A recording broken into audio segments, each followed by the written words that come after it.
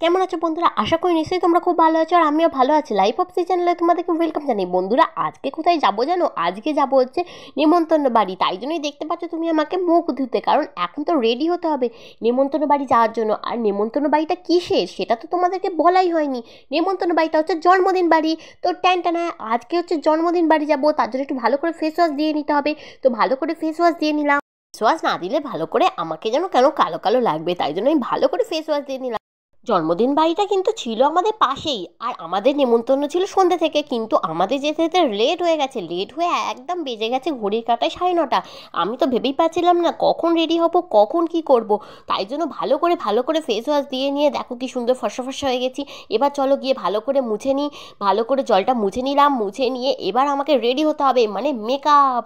তো মেয়েদের একটা বড় জিনিস হচ্ছে মেকআপ। মেকআপ করতে করতে অনেক টাইম লেগে যায়, কিন্তু আমি আজকে বেশি সাজাগুজি করব না। আমি মোটামুটি যেগুলো সাজি সেগুলো সাজবো, কিন্তু আমার গয়না চয়েস করতে, গয়না বলতে আমি যে হার কানে পরবো আর কি, সেটা চয়েস করতে করতে অনেকক্ষণ টাইম লেগে গেছে, কারণ কোনটা পরবো বুঝতেই পারছিলাম না। অনেকগুলোই ছিল, কিন্তু একটা জিনিস নিয়ে আমি নাকর চাকর করছিলাম। মেয়েদের যতই থাকুক না কেন, তবুও মনে হয় যে না, কিছু নেই কিছু নেই।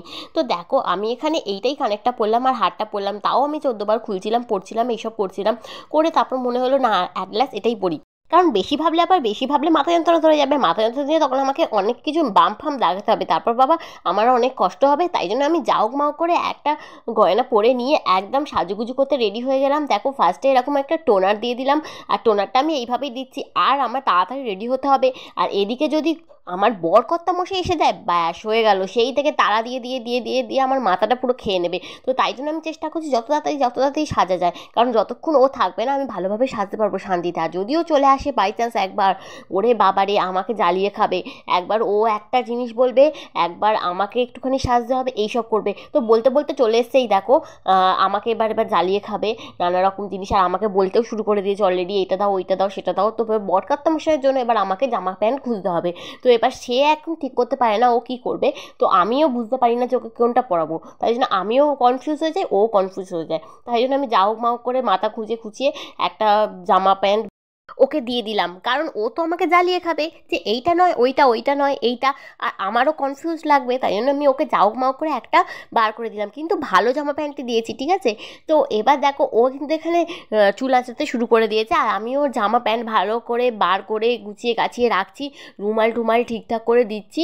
আর হ্যাঁ, ও এটা ওটা সেটা বলেই যাচ্ছে, আর আমাকে ওর দিকেও ধ্যান দিতে হচ্ছে, আর এই দিকে আমাকে জামা প্যান্টগুলো ঠিকঠাক করে ওকে গুছিয়ে দিতে হচ্ছে।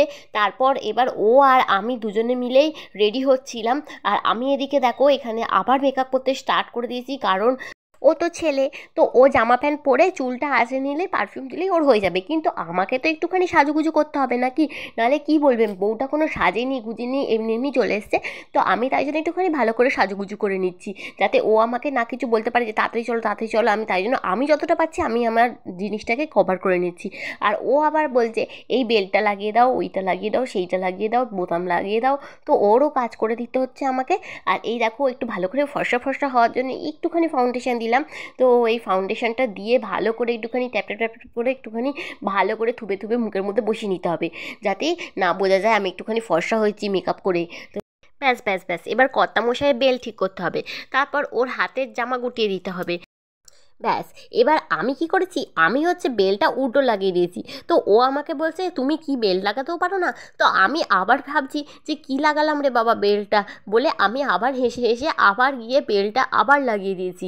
তো এবার আমি ঠিকই লাগিয়েছি। তো এবার আমার সবই হয়ে গেছে মোটামুটি, আর আমি অল্পই সেজেছি। সেজে মোটামুটি হয়ে গিয়ে আমি এবার চুল আঁচড়াতে আরম্ভ করে দিয়েছি।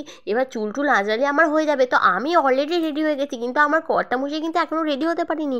এই প্রথম বোধহয় আমি আগে রেডি হয়েছে, আর আমার কর্তামশাই এখনও রেডি হয়নি। দেখো আমি এইভাবে সেজেছি, মোটামুটি অল্প সাজের ওপর দিয়ে আমি সেজেছি, একটু ফাউন্ডেশন দিয়েছি আর কি। তো এইভাবেই মোটামুটি সেজে এবার আমি চলে গেলাম নিচে। নিচে গিয়ে আমি সিঁড়িতে অপেক্ষা করেই আছি কখন আসবে, কিন্তু তার আসার নাম নেই। ও মা, উনি আবার নামছে, নেবে দেখো আমরা চলে এসেছি রাস্তায়, আর আমাদের পাশে যেহেতু বাড়ি ছিল তো আমরা চলেও এসেছি। এরপরে এসে এখানে দেখি স্টলেতে পকোড়া বসেছে। ও মা, গরম গরম পকোড়া আর কফি, তো দেখে একদম লোভ সামলাতে না পেরে একদম চলে এলাম এইখানে। তো দেখো গরম গরম কফি আর এখানে পকোড়া, ভেজ পকোড়া, আর এর হচ্ছে জন্মদিন, এর নাম হচ্ছে আকাশ। তো আকাশের জন্মদিনে গিয়ে ভেজ পকোড়া কফি খেয়ে চলে এলাম একদম মেন জায়গায়, সেটা হচ্ছে রাতের ভোজ। তো এইখানে দেখো আমি চলে এসেছি, আর এখানে বাপি আর মামুনি বসে পড়েছে, ব্যাচ ফাঁকা হয়ে গেছে, আর আমার কর্তামশাই আমিও বসে পড়েছি। তো এবার খাওয়া দাওয়া স্টার্ট। তো চলো খাওয়া দাওয়াতে কী কী মেনু আছে তোমাদের সাথে শেয়ার করে নিই ঝপাঝপ। আর হ্যাঁ, প্রচুর শীত করছিল কারণ আমি পাখার তলায় বসেছিলাম। এই দেখো ফার্স্টে মেনু চলে এসছে। হ্যাঁ, মেনু তো দেখাবোই, মেনুতে তো দেখতেই পাবে যে কী কী আসছে। আর তার আগে তো বলতে হবে না, এদের কেন বাদ দেবো। তার আগে আমাদেরকে এখানে দেখো বোতলে জল দিয়ে গেছে, তারপর লেবু দিয়েছে, তো সব কিছুই দিয়েছে। তার মধ্যে দিয়ে গেল হচ্ছে স্যালাড। তো স্যালাডের মধ্যে আমি শুধু শশাটাই খেতে ভালোবাসি, তাই জন্য শশা নিয়েছি। আর সবাই কিন্তু গাজর, পেঁয়াজ সব কিছু নিয়েছে, আমি তাই জন্য শশাটা একটু বেশি করেই নিয়েছি। অনেক কিছুই কিন্তু মেনু আছে। আর তারপর চলে এলো দেখো রাইস, একদম সাদা ঝরঝরে ভাত, তো হেভি লাগছে। কিন্তু তার মধ্যে চলে এসছে ডাল, আর ডালের সাথে চলে এসছে ঝুড়ো আলু ভাজা। ওফ, হেভি হেভি, এই জিনিসটা আমার এত দারুণ লাগে। তো এরপর আস্তে আস্তে চলে এসছে চিংড়ি, পটল, আলু, তো তরকারি, সেটাও আমি খুব ভালো লেগেছে। আর লাস্টে মাংস, কষা খাসির মাংস, আর হচ্ছে তোমার রাজভোগ ছিল। তো সব মিলিয়ে হেভি লেগেছে। আমি চলেও এসেছি একদম জন্মদিন বাড়ি খেয়ে দে। তো বন্ধুরা, আমার তো খুব ভালোই লাগলো ওখানে খেয়ে দে। তো আজকের দিনের জন্য ভিডিওটা এইটুকুই। তোমাদের কেমন লাগলো অবশ্যই জানিও। আর যদি তোমাদের ভালো লেগে থাকে তাহলে অবশ্যই লাইক, কমেন্ট এবং সাবস্ক্রাইব করে দিও। ভালো থাকবে, সুস্থ থাকবে, আবার দেখা হবে অন্য কোনো ভিডিওতে তোমাদের সাথে।